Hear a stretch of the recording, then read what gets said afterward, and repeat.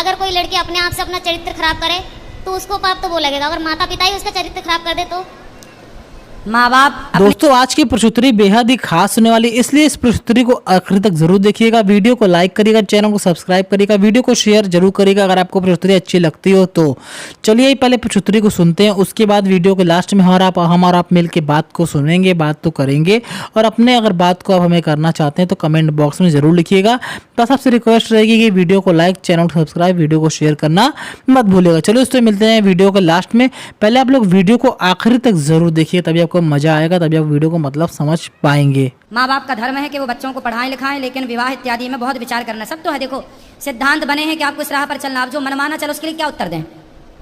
उसके लिए कोई उत्तर नहीं है। जय श्रीमन नारायण गुरुदेव जी। आपके चरणों में कोटि कोटि प्रणाम। जी जी गुरुदेव मेरे 3 क्वेश्चन है। मैं ये पूछना चाहती हूँ, अगर कोई लड़की अपने आप से अपना चरित्र खराब करे तो उसको पाप तो वो लगेगा, अगर माता पिता ही उसका चरित्र खराब कर दे तो माँ बाप अपनी बेटी का चरित्र खराब करें जी, तो माँ बाप कैसे खराब कर सकते हैं? हमारे साथ में ऐसा हुआ गुरुदेव। कैसे? क्योंकि पहले जब हमारा विवाह हुआ तो उस समय मैं 10-11 साल की थी। जब आपका ब्याह हुआ हाँ, तो पर वो विवाह नहीं था, हमें बेचा गया था। आपको किसने बेचा? माता ने हमारी। आपकी माँ ने बेच दिया। किसको बेचा? जिनके साथ में विवाह किया उनसे पैसे लिए गए थे। तो वो कितनी उम्र का था? वो हमसे ज्यादा उम्र के थे। कितने? ऐसे लगभग 19-20। वो 19 साल का था जी। और आप उस समय कितने साल की थी? ऐसे ही 10-11 साल की जो पहला पीरियड होता है वो मेरी शादी के बाद ही आई।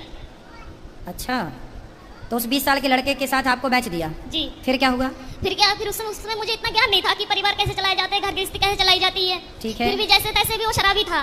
हर रोज मारता था, कूटता था। इतना भी है कि जहाँ तक कि आदमियों को भी घर पे लेके आता था, शराब पिलाता था, मीट बनाता था, मच्छी बनाता था, उन्हें खिलाता था। रात के 11 बजे 12 बजे यहाँ से जाना, और पूरा गाँव एक गंगवार का और एक सरदार पूरी रात घर पे रहेगा तो हर कोई उंगली तो मुझ पे ही उठाएगी ना। फिर कितने साल चला ये सब कुछ? 9 साल। फिर वहाँ पे एक बेटा हुआ, एक बेटी भी हुई। आपकी बेटी उस समय हाँ। जब बेटा हुआ तब आपकी उम्र क्या थी? ऐसे लगभग 16-17 साल की थी। आप 16 साल की थी तब आपको बेटा हो गया? जी। ठीक है। फिर उसके बाद में वो मारने लगा, काटने लगा, शराब पी के कभी नाली में पड़ा रहता था, कभी गड्ढों में पड़ा रहता था, वहाँ से उठा उठा के लेके आओ। फिर जब वो ज़्यादा ही परेशान करने लगा तो मम्मी पापा ने वहाँ से घर ले आए। फिर मैंने उनसे ये कहा कि मम्मी ऐसा करो कि अभी मेरी दूसरी शादी मत करवाओ, हो सके वो आ जाए मुझे दोबारा लेने, या फिर मैं कहीं काम करके खा लूँगी। तो बोला नहीं, तेरे साथ में बच्चा है, अगर बच्चा नहीं है, तेरे साथ में बच्चा नहीं होती तो कोई बात नहीं है, दुनिया तुझ पे ये कहेगी, अच्छी भी रहेगी तब भी दुनिया तुझ पे उंगली उठाएगी। फिर उन्होंने मुझे दूसरा जगह करवाया, दूसरी शादी कर दी। जी। वहाँ से भी पैसे लिए गए। फिर बच्चा हमारे साथ में थे। फिर वो बोल रहे थे कि अगर तो पहले तो कहने लगे थे ये कि हाँ बच्चों को भी सही समझूंगा, फिर बाद में हमारे बच्चों को मारने लगे, कूटने लगे। आप कहाँ हैं? आप क्या है? अब मैं वहाँ से दूसरी जगह हूँ। अब उसको भी छोड़ दिया? जी। आप कहाँ हैं? अब मैं अपने आप से बैठी हूँ। तो आप अब ब्याह नहीं किया? नहीं, अपने आप से दूसरी जगह बैठी हूँ। दूसरी जगह बैठी हूँ मतलब? यानी कि तीसरी जगह बैठी हूँ मैं अपने आप से, किसी से भी। मतलब तीसरी जगह ब्याह कर लिया जी। आपने। तो तीसरा वाला कैसा है? वो ठीक है, वो बच्चों को अपना रहा है। जी। तो अब हमसे क्या पूछना चाहती हो? मैं ये पूछना चाहती हूँ जो मेरे साथ में हुआ इसका पाप कौन भरेगा? इसका पापी कौन है? जी। और दूसरी बात ये है कि जब हमारे बाबा को जब समय पूरा होने लगा था तो वो अस्पताल में एडमिट थे। तो उन्होंने मुझसे ये कहा था कि संगीता कोई भी तुझे तेरी माँ को रोटी नहीं देगी, तू ही देना। तो ठीक है, मैंने वो वचन दिया उन्हें कि ठीक मैं ही मम्मी को संभालूंगी। अब वो घर में इतनी दुखी करने लगी है कि हद से ज्यादा मेरे पूजा पाठ। कौन दुखी करने लगा? मम्मी। आपकी माँ? हाँ, मेरे पास में रहती है। पूजा पाठ कुछ भी करो, हमेशा तंग माला जपने जाती हूँ तो अंदर जाके फोन लगा लेगी, बात करने लगेगी और कहती है तू पूजा पाठ कर रही है, तुझे क्या मिल रहा है, ऐसे भगवान को मैं लात मारूं। तो अभी आप तीसरे के साथ खुश हैं? जी। तो फिर अब तो खुश है ना? जी। तो अब क्या दिक्कत है? अब दिक्कत यह है जो मेरा तीसरा वाला पति है वो बात बात पे मुझसे झूठ बोलता है। अच्छा, क्या झूठ बोलता है? यही कोई भी बात हो मैं इनसे ये बोलती हूँ कि कोई जो भी बात हो सच बोलो करो, पर ये है कि जो भी बात करते हैं ऐसा है कि इनकी दूसरी पत्नी भी है। अच्छा। हाँ। तो तीसरा वाला जो पति है उसकी ऑलरेडी पहली पत्नी है? जी। आप उसकी दूसरी पत्नी? जी। अच्छा। तो आपने ऐसे से क्यों ब्याह कर लिया जिसकी ऑलरेडी थी? उन्होंने मुझे कुछ बताया नहीं थे पहले। मतलब तीसरे वाले ने भी आपको धोखे में रखा? पहले बताया नहीं थे कुछ भी। तो अब तो रखता है ना प्रेम से? हाँ, अब रखते हैं प्रेम से। अब आप ये पूछना चाहती हो कि ये पाप कौन किसके गले जाएगा ये पाप? जी जी, क्योंकि आपकी माँ। देखो जब आप 11 साल की थी, 9 साल की 11-12 की, जब आप 11-12 साल की थी तब आपकी माँ ने आपका जबरदस्ती ब्याह कर दिया। जी। तो आपको ऐसा क्यों लगता है कि उस माँ ने बेचा? हो सकता है उस माँ ने ब्याह ही कर दिया हो। नहीं गुरुदेव, वो घर वाले बोलते थे कि तेरे माँ ने 5,000 रुपए लिए कि 10,000 रुपए लिए। यदि उन्होंने पैसे लिए, तुझे डंगर की तरह हमने यदि उन्होंने बेचा है तो फिर माँ पापी है आपकी।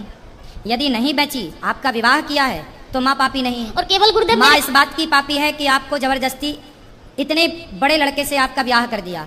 देखो विवाह ऐसे नहीं होता, साल 2 साल का ही बड़ा छोटा चलता है, डबल नहीं चलता कि लड़की 10 साल की है और लड़का 20 साल का, ये नहीं चलता। यदि कोई भी माँ बाप अपनी बेटी के लिए उससे डबल उम्र का लड़का चुनते हैं तो वो माँ बाप पाप के भागीदार हैं, क्योंकि उस समय बच्ची तो निर्णय नहीं ले रही है, माता पिता डिसीजन ले रहे हैं।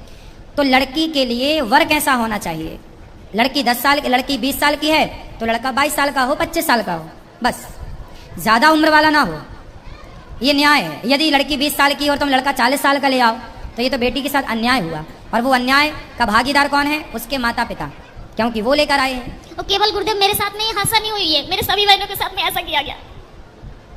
तो आपकी माँ कहाँ है? मेरे पास में ही रहती है, इस समय दूसरे जीजा के पास में है। तो वो कैसी माँ है, निर्दयी है? मैं ये पूछना चाहती हूँ कि अब मैं करूँ क्या? पापा को भी यही वचन दिया मैंने कि मैं रखूंगी, और वो घर में इतनी दुखी कर रही है कि मेरा खाना पीना हरा तो माँ को भेजो क्यों, ऐसी माँ को जो आपको बेच रही है, जो आपके साथ गलत काम कर रही है। ऐसे लोग दया के पात्र नहीं है। यदि पहले ये कंफर्म करो कि माँ, हो सकता माँ सही हो, गलत है तो आप उनको खाना पीना देना आपका कर्तव्य भी है। बूढ़ी अम्मा कहाँ जाएगी, इंसानियत तो कहती है कि आप उनको खाना पीना दो, लेकिन वो दया का पात्र नहीं है। जब धृतराष्ट्र के 100 बेटे मारे गए, तब भीम भैया धृतराष्ट्र को रोटियां ऐसे कुत्तों की तरह देते हैं, बुढ़े खा ला। तो लोग कहते हैं अरे भीम, वो तेरा बाप है, बड़े पिता है ना धृतराष्ट्र, भीम के तेरा बड़ा पिता है, तो कैसे कुत्तों की तरह परोसता है। तो भीम भैया बोले कि मैं ही क्या पुत्र धर्म निभाऊं, ये वही बाप है जिसने भरी सभा में द्रौपदी लुट रही थी और ये चुपचाप तमाशा देख रहा था। क्या मैं ही धर्म का पालन करूं, इसका कोई धर्म नहीं है। ये वही धृतराष्ट्र है जो भीम को गले लगाने के बहाने दबाकर मारना चाहा, वो तो भगवान ने दूसरा पुतला दे दिया भीम का। कुल मिलाकर के ये धृतराष्ट्र इस दया का योग्य नहीं है, दया का पात्र नहीं है। कुछ लोग दया के पात्र होते हैं, कुछ लोग दया के योग्य भी नहीं होते। फिर भी आप दया करके रोटी तो दो, सेवा तो कर लो। अब जो किया उसने वो पाप भोगेगी, आप क्यों पाप मोल लो, आप सेवा ना करके पाप क्यों मोल लो? आपके आश्रित है तो सेवा करना। घर में कलेश ये करती है ना कि जब मैं माला लेके बैठूं तो उसी कमरे में चली जाएगी, फोन लगा के बात करने लगेगी। हाँ तो उसको फोन लेके हटाओ, किससे बात करना बुढ़ापे में उसको? बहनों से कुछ नहीं तो तो मोबाइल लेके रख लो, बोले मोबाइल नहीं मिलेगा, फिर लड़ाई हो जाती है, घर में कलेश करने लगती है वो। तो फिर आप जानो और आपकी माँ जाने, मैं क्या करूं बताओ, क्या करूं मैं बताओ? आप मुझे कुछ बताइए ना कि मैं तो बता रहा हूँ, मोबाइल लेके बंद कर दो, रख दो, और क्या कर सकती हो? घर में कलेश होते हैं, पूरे मोहल्ले वाले तमाशा देखते हैं। तो फिर क्या करें, हमें बताओ हम क्या करें, क्या उत्तर दें आपके प्रश्न का? हम बताओ क्या करें? हम ये तो नहीं कह सकते कि आप निकाल बाहर करो। मेरा इच्छा तो यही है गुरुदेव, जब भले ही आप हमें गलत समझे। हाँ तो ठीक है, आपका मन है तो आप देख लो, जो आपका मन है वो करो, जो आपका मन है वो आप कर सकते हैं। तो दोस्तों आप लोगों ने वीडियो देखा पूज्य श्री महाराज रेणुदाचार्य जी गौरी गोपाल आश्रम में जो कि लाइव ज्ञानवर्धक प्रसूति रोजाना चलती है, वहाँ का वीडियो आप लोगों ने देखा। दोस्तों यहाँ पर अलग अलग लोग अलग अलग जगह से अपने प्रश्नों को लेकर आते हैं और महाराज जी के सामने आकर के महाराज जी से सवाल जवाब करते हैं, महाराज जी से अपने कष्टों को बताते हैं और उनसे कष्टों का निवारण पूछते हैं। हमारे पूज्य श्री महाराज रेणुदाचार्य जी अपने कथा के माध्यम से लाखों लोगों के जीवन को तो बदलते ही बदलते हैं, तब उसके पहले महाराज जी रोज लाइव ज्ञानवर्धक प्रसूति भी करते हैं, जिसमें लोग आते हैं और उनसे कथा के माध्यम से, प्रसूति के माध्यम से अपने सवाल को रखते हैं और महाराज जी उसका जवाब देते हैं। दोस्तों यहाँ पर आप लोग देख सकते हैं कि पूज्य श्री महाराज रेणुदाचार्य जी अपने गौरी गोपाल आश्रम में इतने अच्छी तरीके से सेवा सत्कार चला रहे हैं। लाखों भक्त लोग वहाँ पर रोजाना भोजन को ग्रहण कर रहे हैं, लाखों भक्त लोग वहाँ पर रोजाना प्रसूति में ज्ञानवर्धक प्रसूति का आनंद ले रहे हैं। तो इतना सब कुछ महाराज जी चला रहे हैं, रोजाना वहाँ पर लाखों भक्त लोग खा रहे हैं। करीबन 200 से अधिक 300 के लगभग माताओं की सेवा चल रही है। तो इतना बड़ा आश्रम चलाना कोई आसान बात नहीं है। दोस्तों आपसे निवेदन है कि इस वीडियो को लाइक करिएगा, चैनल को सब्सक्राइब करिएगा, वीडियो को शेयर करिएगा और महाराज जी की गौरी गोपाल आश्रम में थोड़ा बहुत सही दान दक्षिणा जरूर करिएगा। यहाँ पर अगर आप दान करेंगे महाराज जी को भी अच्छा लगेगा, महाराज जी भी जो सेवा चला रहे हैं उसको और भी अच्छे तरीके से चला पाएंगे। तो दोस्तों उम्मीद करते हैं दोस्तों आपको ये वीडियो बेहद ही पसंद आया होगा। वीडियो कैसा लगा हमें कमेंट बॉक्स में बताना मत भूलिएगा, ज़रूर बताइएगा। वीडियो को शेयर भी करिएगा, वीडियो को लाइक भी करिएगा, चैनल को सब्सक्राइब तो करना बिल्कुल ही मत भूलिएगा। तो दोस्तों आपका एक सब्सक्राइब हमें बहुत मोटिवेट करता है, वो हम भी जान सकते हैं कि आप लोग वीडियो को कितना लाइक करते हैं। और अगर आपको महाराज जी से कुछ सवाल पूछना तो उससे कमेंट बॉक्स में लिखना मत भूलिएगा, कमेंट बॉक्स में ज़रूर लिखिएगा। उम्मीद करते दोस्तों आज की लाइव ज्ञानवर्धक प्रसूति आपको अच्छी लगी होगी। अच्छी लगी हो तो वीडियो को शेयर, वीडियो को लाइक, चैनल को सब्सक्राइब करना मत भूलिएगा, क्योंकि दोस्तों इससे ही हमें मोटिवेट मिलता है कि हम और आपके लिए ज्ञानवर्धक महाराज जी के लाइव पुरुषोत्तरी लेकर आ सके। चलो दोस्तों मिलते हैं किसी और दिन किसी और वीडियो में। जय हिंद, जय भारत माता की।